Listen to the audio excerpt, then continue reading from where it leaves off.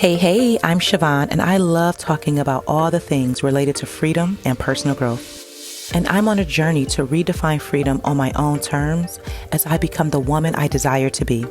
Each week, I'll share in real time what I'm learning as I do my inner work while creating a safe space for my listeners to feel seen. If you desire to be free and live a life that feels good to you, then you're in the right place for beautiful conversations that's going to support you on your journey to freedom. Welcome to the Siobhan J. Middleton podcast. Now let's start the show. Hey, welcome back to another episode and happiest new year to you. Man, oh man, y'all don't even know how I've been trying to get back to podcasting and find a flow. And honestly, it has been a challenge. Oh my goodness, so much of a challenge. And even this morning, I was writing in my journal and I was like, man, what is going on? It feels like I'm just in some type of flow that doesn't feel like my flow. And one of the things, I was talking to a friend last night and I was like, I'm feeling sad. And I was like, I'm feeling sad because I'm not doing my work at the capacity that I was doing it before. And as I was expressing this out loud, it hit me that everything that I was doing pre the divorce process and moving out and all of that, everything came to a halt, which makes sense. If you've ever had any major life transition, like you really don't have the emotional, mental, psychological capacity to do much of anything other than care and tend to yourself. And if you have children like I do, that's the most that you can give. However, there's this pull at my heartstrings, like, Siobhan, you've got to get back into your flow. You got to find your flow. And it has been a struggle. So I was sitting on my sofa, drinking my coffee and journaling. And as I'm journaling, I'm like, just go do it. Just go record. I have episodes all written out. It's just sitting down and taking the time to record them. So this is me, like really in real time, like, all right, let's just go for it. And so what I want to talk to you about today is kind of wrapping up my year of transformation. If you've been following my work for any amount of time, last year was my year of transformation. And I knew in the very beginning of the year that I was going to experience delight and discomfort. And I have experienced both. And it, man, my God, and I will see if I get emotional during this, but there were so many things that happened last year that I didn't think that I was going to make it through, honestly. I was like, my God, if one more thing happens, I do not know. I just don't know. And every time something else came up, I know now that I was just getting stronger and stronger, even to prepare me for where I'm at today. And then there was a lot of delight as well. And so I won't say it was a balance because I don't feel like that, but I did experience both. And when I decided that it would be my year of transformation, I knew that I had to change. I knew that I had to really choose myself, even when it was hard. And it was hard. It was hard. And I'll start with like some of the things that made me very uncomfortable was even starting the process of the divorce. Like if you've ever been through that kind of experience, then the conversation in itself is a difficult one to have. And then acting on it. And then for me, also being in a position where I had to leave my home. And I experienced so much emotional pain, it was unimaginable. Like I wouldn't wish it on my worst enemy. Like it was just beyond anything that I could have imagined, And so that in itself was very difficult because of the pain, the grief, and everything in between. as I'm walking away from something that I know in my heart of hearts was no longer good for me. And if I wanted to be the best version of myself and really honor my year of transformation, I had to follow through on what I knew was true for myself. Another uncomfortable moment was closing the Be Free inner circle. I realized back in June that it has served its purpose, that I had given everything that I could give. And because I was, again, transforming, that in my life and my work, naturally, I'm going to show up different. And so with the closing of the Be Free Inner Circle, as well as Be Free Project coming to completion, that was uncomfortable because it wasn't something that I knew was going to happen, but I felt Spirit was guiding me into a new space. And that's what I feel right now. And so when I'm having these conversations on the podcast, as always, my work is healing to myself, but also to support others. And I don't know what's next, which that is discomfort in itself, because I like knowing, like, oh, I'm going to do this and I'm going to do that and then this and that. And I don't know. All I know right now is I keep feeling this nudge from Spirit, share, share, share. And that is what I'm going to keep showing up to do until I get the next nudge. Like, I just feel like it's almost like a puzzle. Like, you do this or you put this in place and then you'll find the other piece and the other piece. And that's how I feel like my life is working right now. Another moment of discomfort was being diagnosed with PTSD and what that entails for my life. And that was a hard discovery, but also it brought a lot of things into perspective for me, because when I'm triggered, when I'm feeling a certain kind of way, I now know that I have post-traumatic stress disorder. And so I have to tend to myself in a different way versus before. I didn't have an idea when I would be extremely stressed and having high emotions and feeling triggered. And I didn't know how to piece things together the way that I do now. Another uncomfortable moment is realizing how free I really wasn't. And I think that in itself, because I thought that,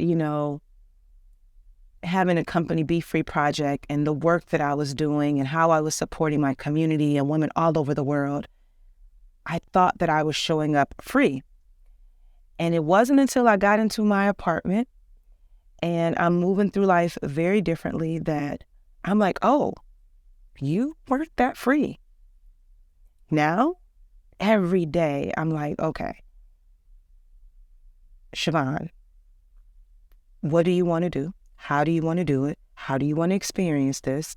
And that is freedom, being able to figure out what I want for myself versus someone else telling me, oh, this is what freedom is, and this is how I'm going to give it to you, and this is what I'm going to allow, and whether it was said or indirectly or directly, but I wasn't free. Let me clarify. I wasn't as free as I thought I was. So those are just some of the uncomfortable moments that I had to experience. Trust me, there was a lot more, but those are the main things that stand out. And I had no idea that a lot of this was coming down the pipeline as it relates to my year of transformation.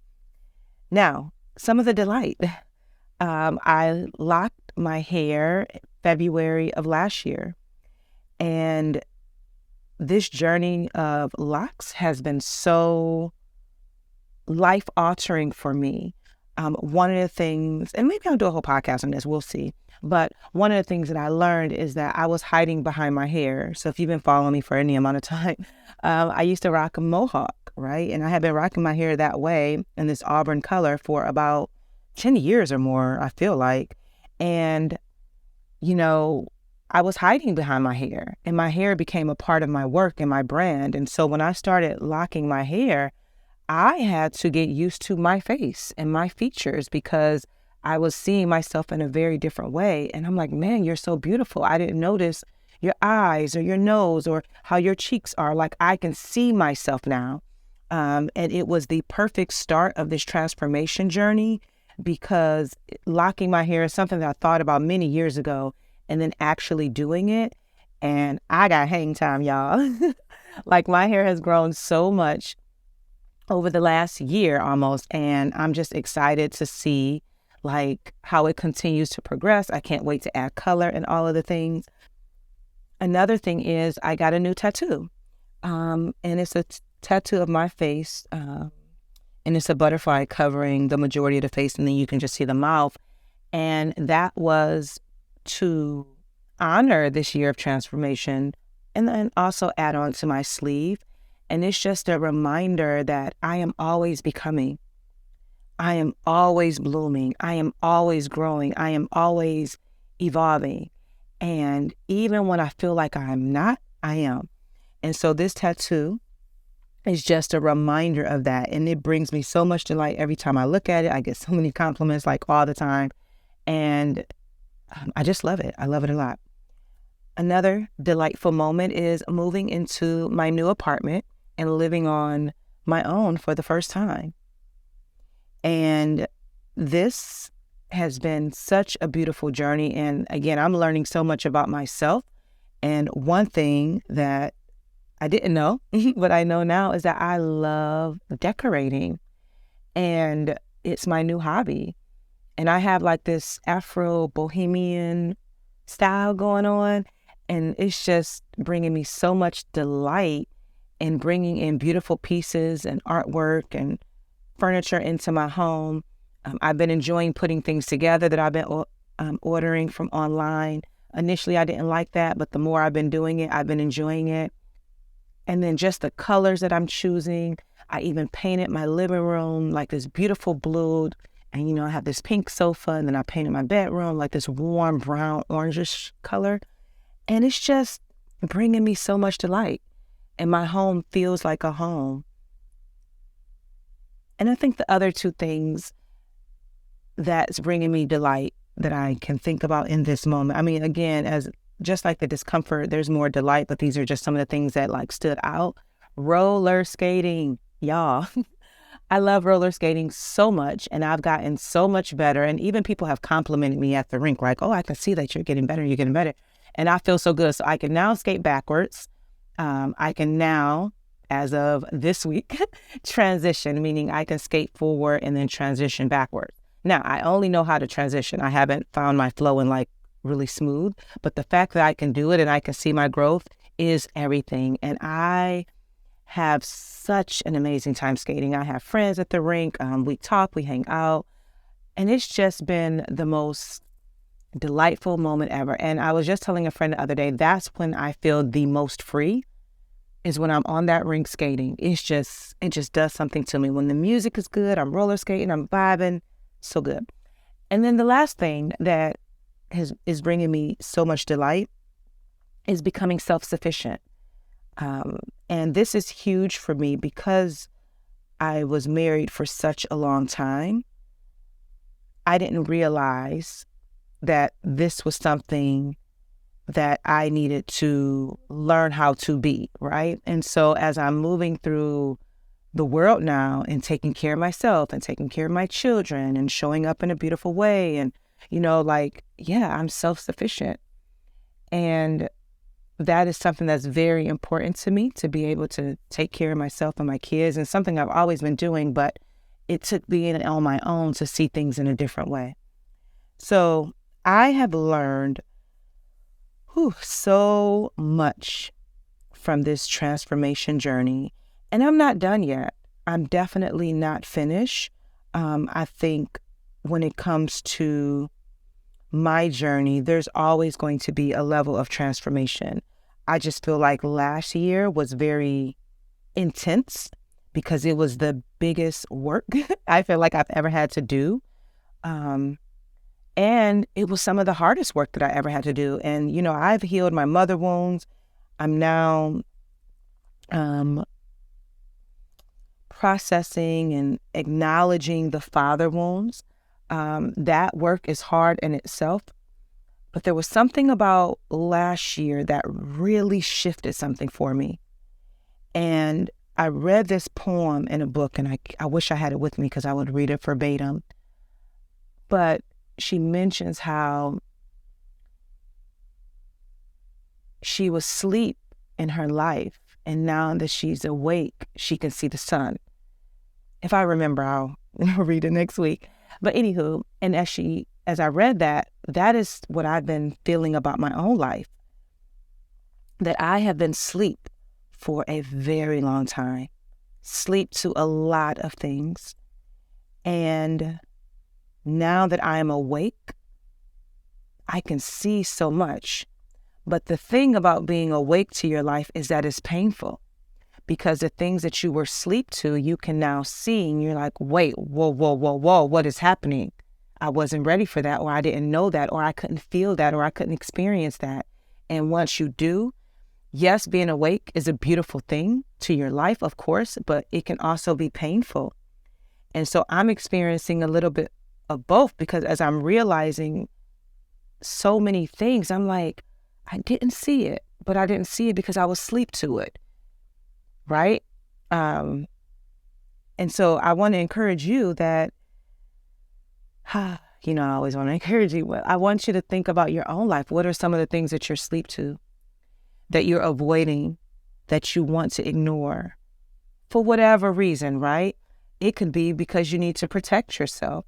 It could be because you don't feel safe. You're afraid. For whatever reason, you're asleep to things that are happening in your life. But trust and believe, you can only stay asleep for so long.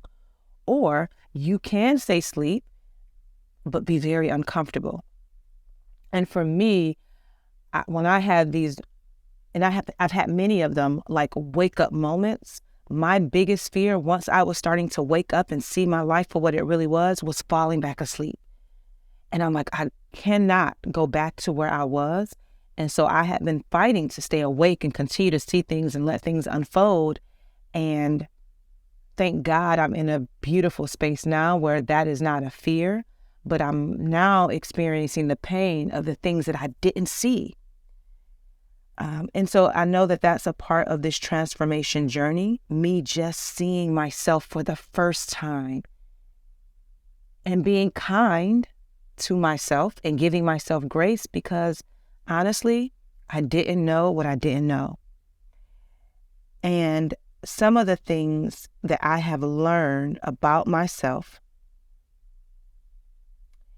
it hasn't been easy learning some of these things, but also, let's just express them.